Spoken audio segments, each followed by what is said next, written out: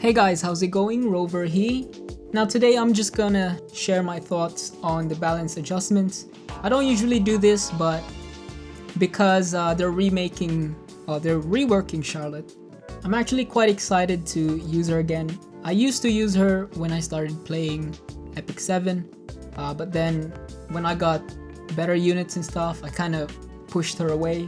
But with the new rework, I hope that I might be able to use her somewhere, depending on what changes they do. Okay, so with that, let's have a look at Melissa. I don't have Melissa. I haven't used her before. So anything I say, just take it as it is. This is all based on what I know about her and the skills. Alright. So Manifestation is her S2 second skill. They're adding a new effect. Skill cooldown is reset when the enemy is defeated. Now this is very similar, or actually the same as MO Spez, where every time he defeats an enemy using his S3, skill cooldown is reset. So same thing with Manifestation. That would reset her, kind of like reset her immortality, right? Because every time she defeats an enemy, that would make her unkillable, almost unkillable if you don't have anything to remove the debuff. So that is actually quite scary. Blood Bloom is her third skill. Dispels all buffs from the enemy before attacking by releasing, cursing for 2 turns. And the awakened version also has it. Wow, okay. So the big plus from this skill is this one. Dispel all buffs from the enemy. It makes her Bloody Rose, which is artifact with Melissa in it, makes it more usable for her, because you want that extra effectiveness to be able to dispel buffs from the enemy. If they have revive, if they have immunity, if they have immortality, make sure that she really dispels all that buffs. And the curse here just becomes a secondary thing, because usually the curse will be helpful if she uses her combo and she doesn't kill that unit. The curse will take them out when they take their turn and try to attack someone.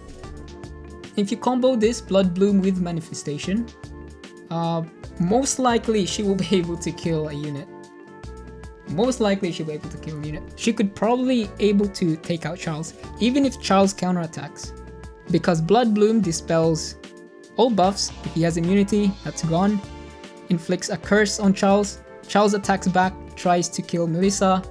Because Melissa has the elemental advantage, Charles will do a bit less damage, maybe not enough to kill her, and the curse is gonna trigger and try to take him out. So yeah, that's really good. Manifestation right after, if Charles is still alive, Manifestation will take him out, get that immortality for 1 turn, and then on her next turn, because she killed Charles, she gets that skill down reset. She can use it again, even if it doesn't kill an enemy, right?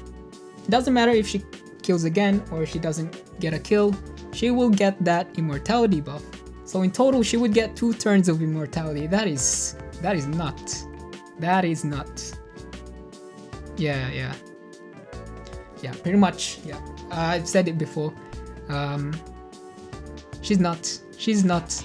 We got Cecilia. They've added an effect which increases by 50% when the caster's health is less than 50%. This is not awakened. Man. Let's have a look at the other one. Increase chance to decrease attack for 2 turns.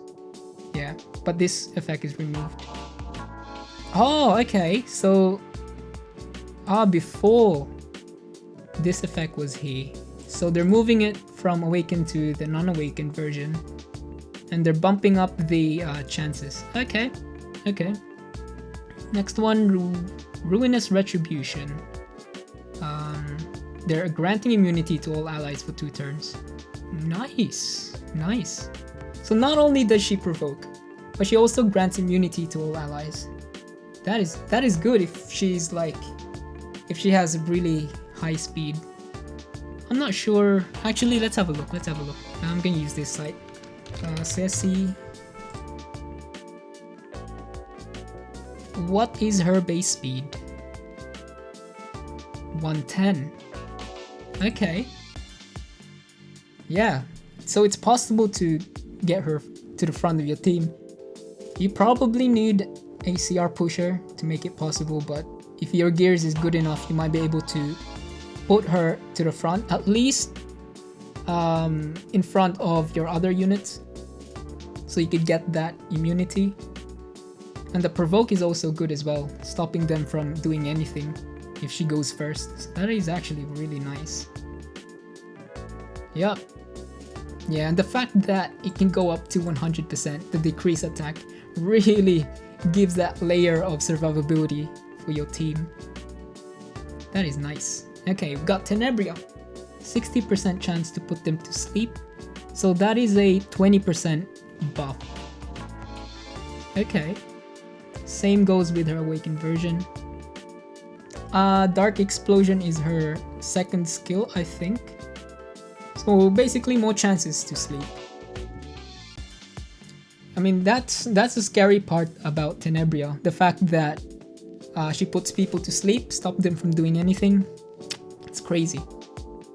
Nightmare. What's the difference? What? What's the difference?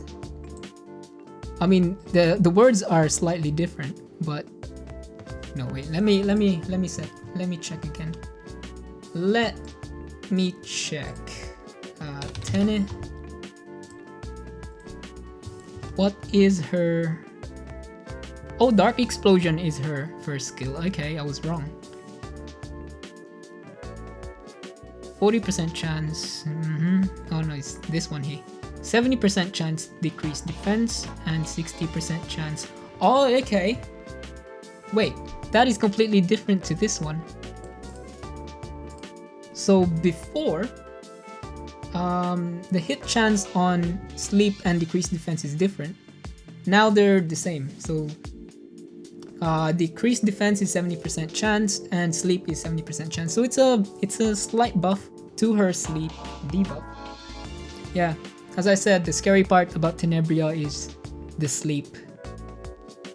But that would mean that, you know, you're less likely to use AoE because you want the sleep to stay on them. Alright, Spectre Tenebria. It's only one.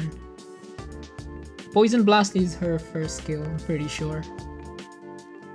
This skill cannot trigger a counterattack. Attacks 2 enemies when Endless Nightmare is on cooldown. Okay. This skill cannot trigger a counterattack, which means she is very, very good against counter units. Ken, Charles, not SSB. Not SSB. Because SSB's S2 is not a counterattack. Because the condition for counterattack is the enemy attacks you, you have a chance to attack back. SSB's S2 is whenever her focus is full, she gets to attack. That's the difference. And that's why SSB's S2 is not a counter, at least to my understanding. So, she can still get slapped by SSB, but at least she doesn't get punched by Ken. And her Endless Nightmare, you know, if you use Endless Nightmare on Ken, there's a chance for Endless Nightmare to stun. So, you know, if the stun triggers, they won't be able to counterattack. So that's really good. I don't have her, so I'm not quite sure whether or how big of an impact this will be. Definitely, this means that she can fight heroes that relies or that can counterattack, but as an overall impact, not sure since I don't have her. Okay, next one, Rose. Whoa, okay. Increased combat readiness. That looks exactly the same. What? What? Is this another... Is this another error? Current... It's the same. Dispel 2 debuffs, increase combat readiness by 10%, proportional to her defense. Dispel 2 debuffs, barrier, combat readiness. Same thing. What the heck? We'll come back.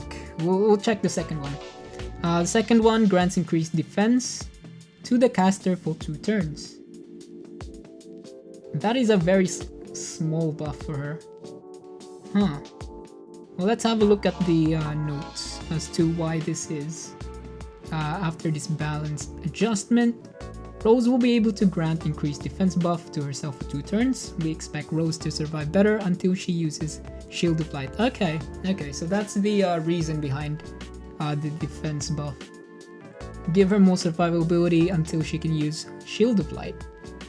Additionally, the barrier strength granted by Shield of Light will be increased to double the previous strength. Ooh. Since this barrier strength increase is proportional to her defense, as long as the increased defense buff is still active when she uses Shield of Light, additional defense will increase the barrier strength. Okay. That's actually quite good. I thought it was gonna be just a really small buff, but it actually has quite a few uses. So it's actually just the strength, the barrier strength is buffed. And with the increased defense that she's getting, her shields will be much stronger. Nice, okay. Clarissa. Rage cannot be dispelled. Wait. I always thought Clarissa's rage cannot be dispelled. Wow, okay. So I was wrong. Why did it take them this long to do that? Ken has a buff that can't be dispelled. But yeah, I mean, they're changing it now, so there's no reason to complain. Hysteric attacks all enemies, inflict 2 bleeding effects for 2 turns, 50% chance to decrease defense. Let's see her before skill. Attacks all enemies, inflict bleeding for 2 turns. When the caster is enraged, damage dealt is increased and an additional bleeding effect can be stacked. Okay, so they're just shifting from 1 bleeding to 2 bleeding and adding in a 50% chance to decrease defense. Now, 50% defense break is not reliable. If we're talking about bringing her to PvP, it's not reliable. PvE, yes. PvP, no. Imagine your SSB as to landing defense break on the enemy team. Yeah, imagine that. What are the chances of that happening? Very small. Kawazu. They're adding in a defense break for 1 turn before awakening, and 2 turns after awakening. That's pretty much it. That would mean he'd be a bit faster, right? Because you want that defense break first. And then your main DPS come in and try to nuke the golem. But aside from that, there's nothing else really for Kawazu. He's still a PvE dude. Okay, Moonlight 4-star, we got Fighter Maya. Whoa. 50% chance to 75% chance to provoke for 1 turn, and that is her first skill. And if you soul burn it, increases to 100% chance. That is nuts. Okay, what? Oh, that means, yeah, she loses her damage on her S3. That sucks. This hurts. If you're a Maya user, that hurts. But that one's not too bad either. Not too bad. Okay, aside from the effect that she already has on her S3, She also gets an extra turn when the enemy is defeated.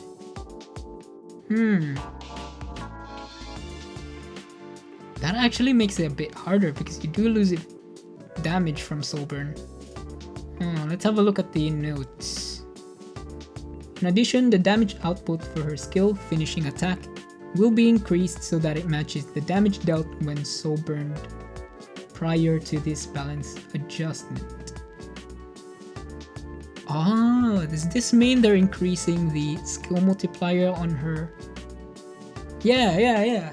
So they're increasing the skill multiplier on finishing attack just to balance with the damage she loses from soul burn. Okay. That is actually good. That is actually good. Because you don't have to pay 10 soul burn to get that extra damage, it's already in her skill.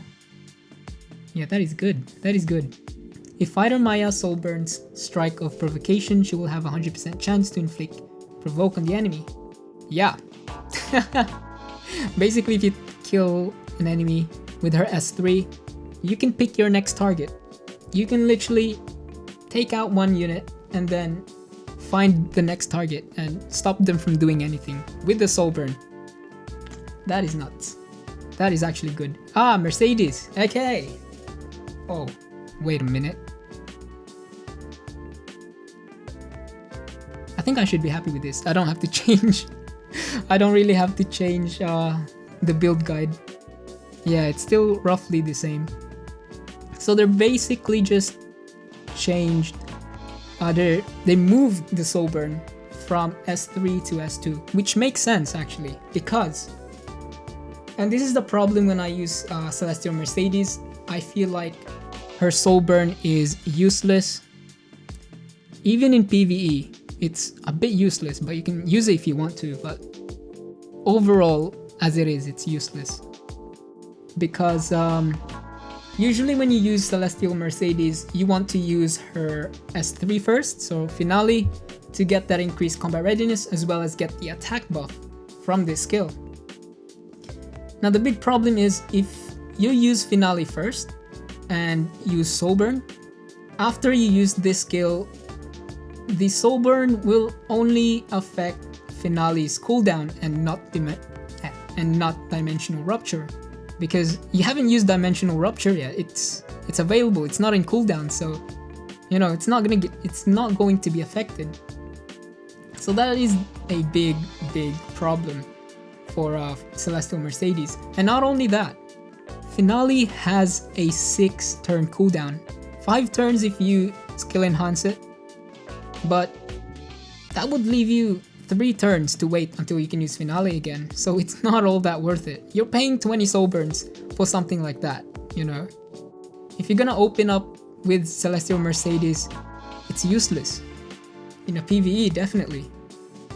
But now with this change, Dimensional Rupture has the soul burn, which decreased the all her skills by 2 turns. What this means is that when she uses Finale, she gets the attack buff, she gets combat readiness, and when it's her turn, next turn, you can use Dimensional Rupture with the soul burn to decrease not only Finale's cooldown, but Dimensional Rupture's cooldown as well.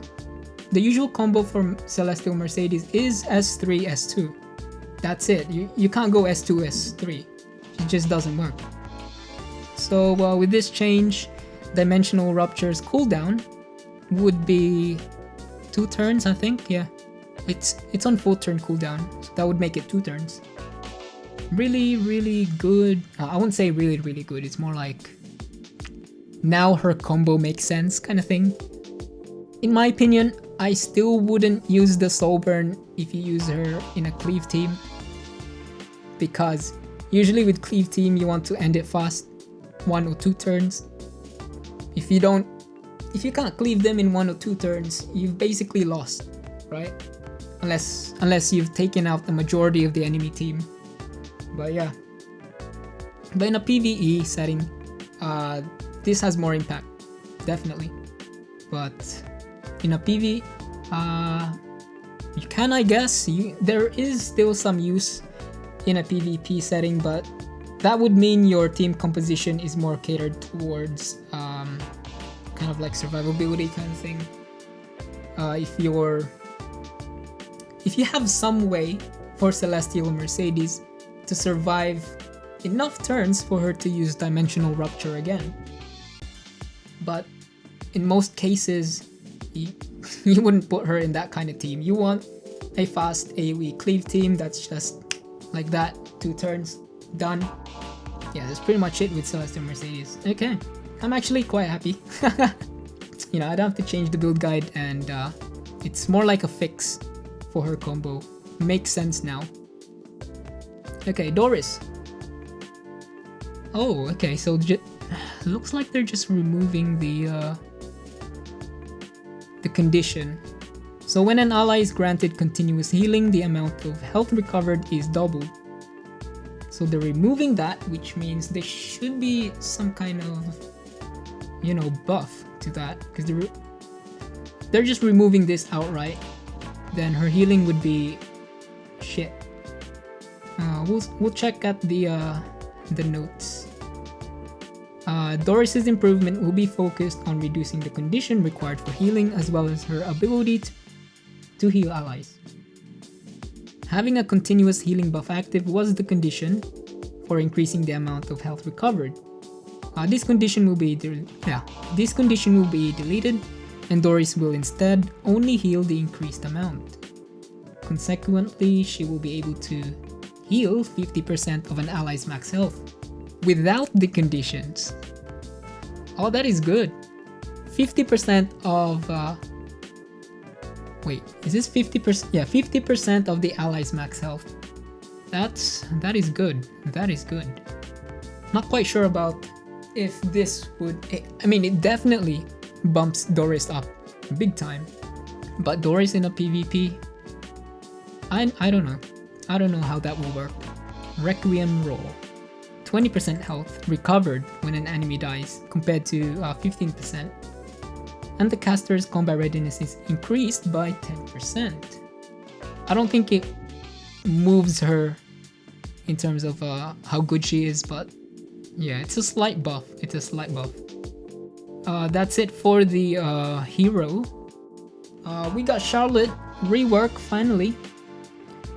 First off, yeah, they're removing everything, changing it completely. Even the focus. So they're changing focus to Fighting Spirit. The remade Charlotte will be able to receive attacks from the enemy and then turn the tide of battle by utilizing powerful skills. Ooh, turn to Charlotte. I mean, it always been like that actually, because Charlotte's base speed is whoo. Okay, first off, dual swords. Yes, this, especially this effect, is useless. Useless. Now we're changing that to 35% chance up to 50% chance to decrease attack for 1 turn. When the caster is buffed and activates this skill on their turn. Activates this skill on their turn. When the caster is buffed and activates this skill on their turn, will target all enemies and increase the caster's combat readiness by 20%. On their turn meaning her turn, or on their turn meaning enemy turn?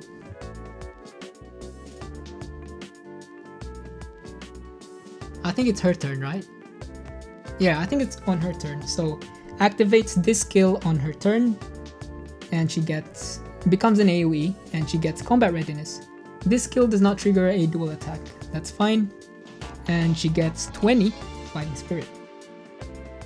Awesome. Oh, look at that. They're increasing the skill enhancement damage. So we got 25, 35, 40, 45. Nice. More damage. Alright. Alright. Yeah. That is a good change. However, she does lose the attack, which sucks. At least we don't have to see this bullshit. That part there. Okay, we will first inform...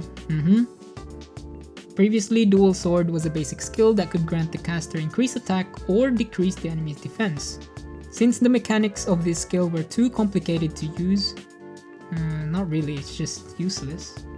In ordinary situations, the utility of this skill was quite ambiguous.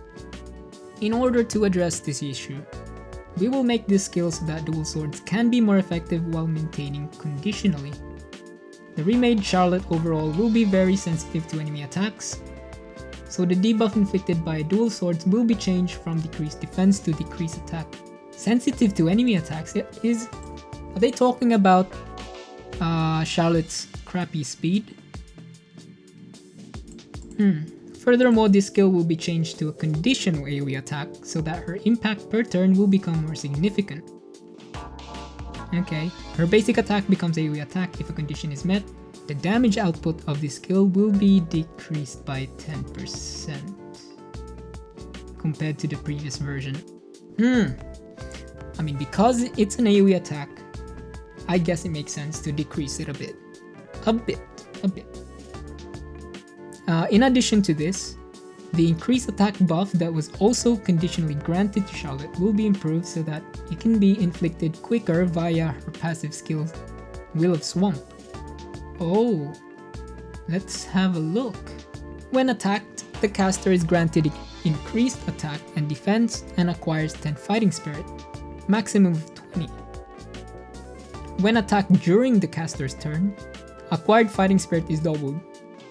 So we're talking about counterattacks here. Or SSB. Oh, and SSB's S2. But, well, SSB's ice. So Charlotte still gets pummeled. So definitely really good against counter units. Very nice. Especially Charles. I think she might be a good counter against Charles. Because of the elemental disadvantage, right? Elemental advantage that Charlotte has. Yeah, definitely. Because if Charlotte gets attacked twice, that is a total of 20 to 40% fighting spirit. That is nearly half of her fighting spirit. And if Charles doesn't remove the buff on Charlotte when Charles uses his S2, then she will get not only 20% combat readiness but also 20 fighting spirit. And on top of that, because it's an AoE attack, let's say you're versing a team that heavily relies on counter. Charlotte's dual sword is going to trigger multiple counterattacks. And that would mean that every counterattack that she triggers will further increase her fighting spirit by 20. Oh, it's doubled, so 40. That is nuts.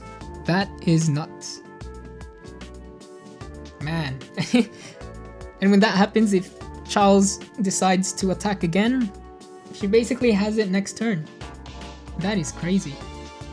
But of course, the gimmick is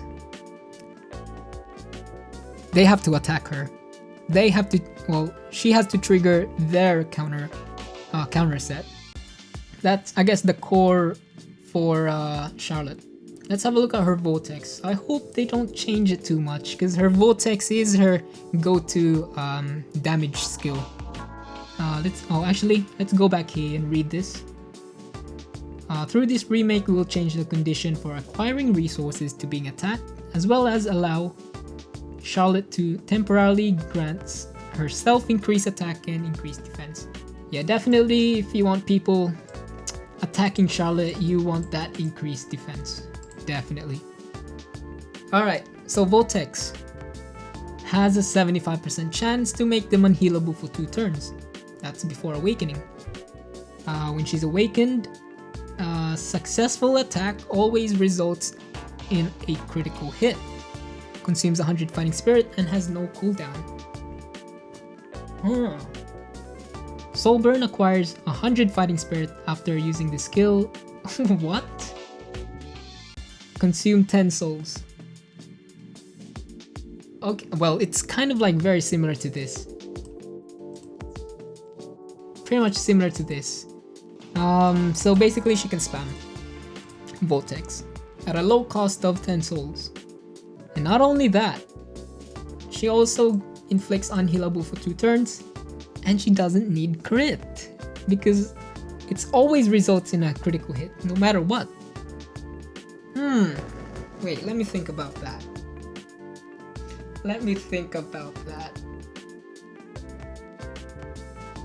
Because if Vortex has this effect, right, and you don't give her a critical hit, what does that mean for her first skill? Right? That would mean that yes, you get more damage because you don't need critical hit, which means you can put more resources or more stats on her attack or crit hit damage, but this would mean that her dual sword is not a reliable damage dealing skill. It basically just becomes a support skill. Support skill because you want it for the 20% combat readiness, as well as, you know, force them to use counterattack on Charlotte. And the fighting spirit that you get from there. That's pretty much it. I guess that's a build that you can go for her.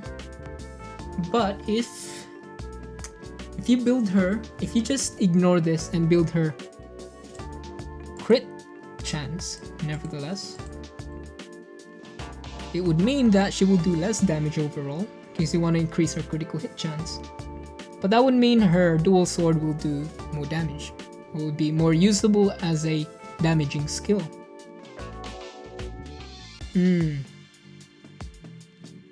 Yeah.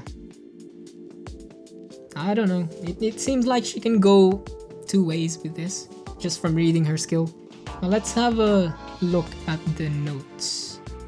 The final part to be discussed is Charlotte's core skill, Vortex. Now previously, Vortex has high damage output. Yep, however, the condition itself was too difficult to be satisfied. Moreover, since this skill focused solely on dealing large amounts of damage and there were no additional effects given to this skill, she's just basically a DPS. That's pretty much it. Upon the remake planned, the feature, a successful attack always result in a critical hit, will be applied to the skill Vortex, and the damage will be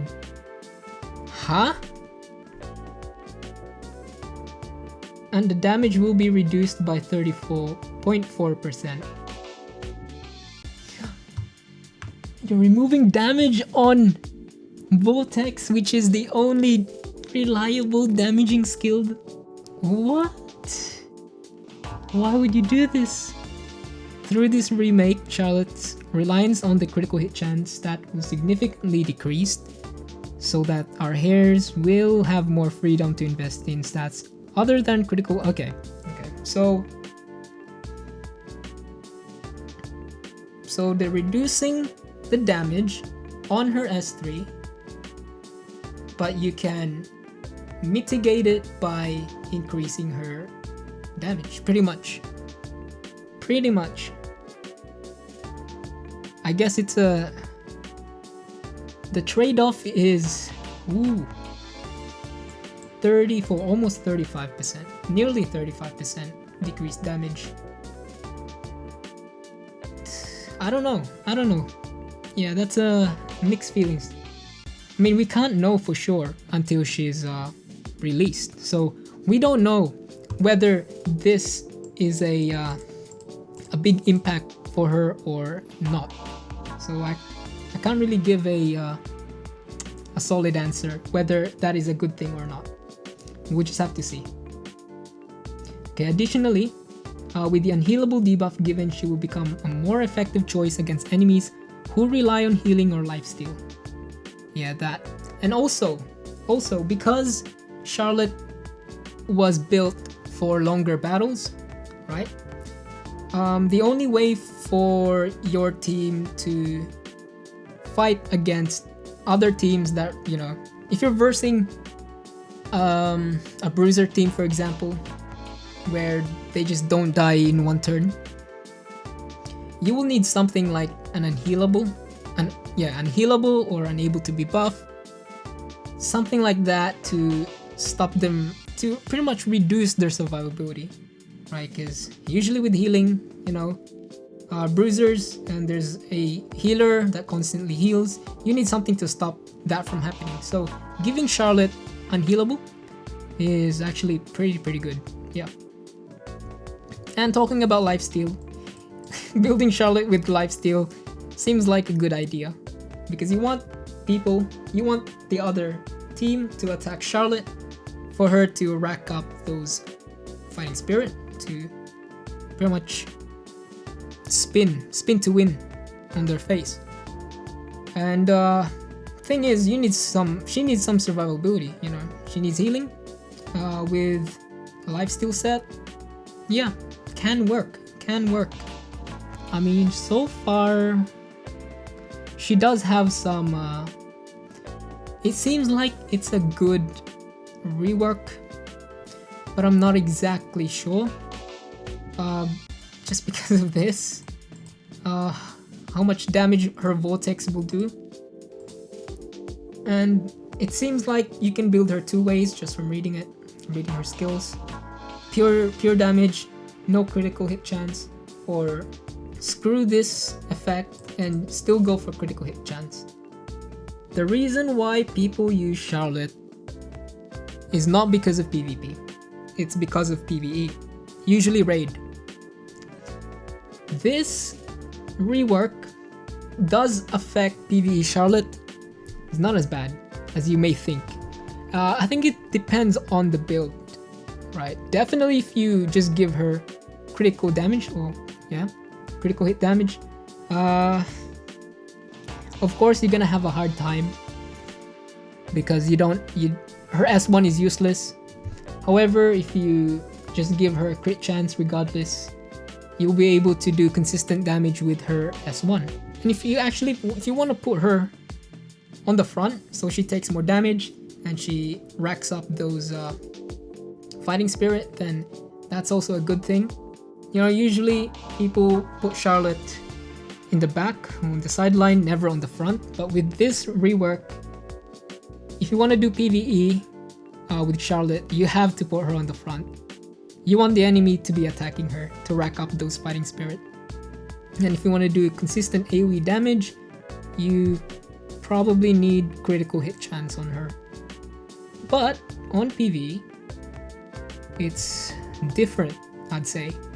It'd be more towards building critical hit damage and nothing on crit hit chance. You'll be relying Vortex to do damage, and her S1 is more of like a support skill. So yeah, but all in all, this is just my thoughts. I can't say for sure until I've tried her, and I'm definitely gonna try her, definitely. It seems like an interesting kit, especially with PvE. There's a lot of counters, man. I can tell you right now, counters is everywhere. It's gonna be interesting. Can't wait to use her. However, my build guide for Charlotte, probably have to update that. Yeah, because it's completely different. Okay, that's it for me today. Thanks for listening in and sticking to the end. Appreciate it. And with that, I'll see you in another video. Cheers. Bye bye.